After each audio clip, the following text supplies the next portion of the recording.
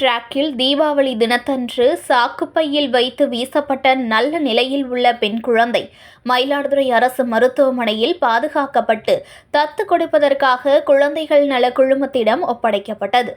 மயிலாடுதுறை மாவட்டம் குத்தாலம் ரயில் நிலையம் அருகே ரயில்வே டிராக்கில் கடந்த 20ஆம் தேதி தீபாவளி தினத்தன்று பிறந்து 2 மாதங்களே ஆன பெண் குழந்தை ஒன்று சாக்குப்பையில் கிடந்தது.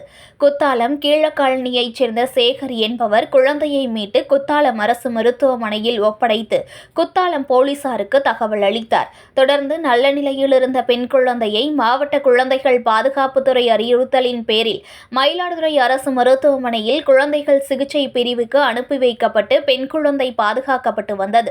மாவட்ட ஆட்சியர் ஸ்ரீகாந்த் உத்தரவின் பேரில் பெண் குழந்தையை தத்து கொடுப்பதற்காக மாவட்ட குழந்தைகள் நல குழுமத்திடம் ஒப்படைக்கப்பட்டது. அரசு மருத்துவர் ரஞ்சித் மாவட்ட குழந்தைகள் பாதுகாப்பு அலுவலக சமூக பணியாளர் ஆரோக்கியராஜிடம் குழந்தையை பத்திரமாக ஒப்படைத்தார். தத்து பிள்ளை கேட்டு தமிழக அரசிடம் பதிவு செய்த தம்பதிகள் மற்றும் குழந்தைகள் காப்பகத்திடம் முன்னுரிமை அடிப்படையில் குழந்தை மாவட்ட ஆட்சியர் வாயிலாக ஒப்படைக்கப்பட உள்ளதாக அதிகாரிகளால் தெரிவிக்கப்பட்டுள்ளது. செய்திகளை உடனுக்குடன் தெரிந்து கொள்ள லைக் பண்ணுங்க, ஷேர் பண்ணுங்க, சப்ஸ்கிரைப் பண்ணுங்க, மறக்காம கமெண்ட் பண்ணுங்க.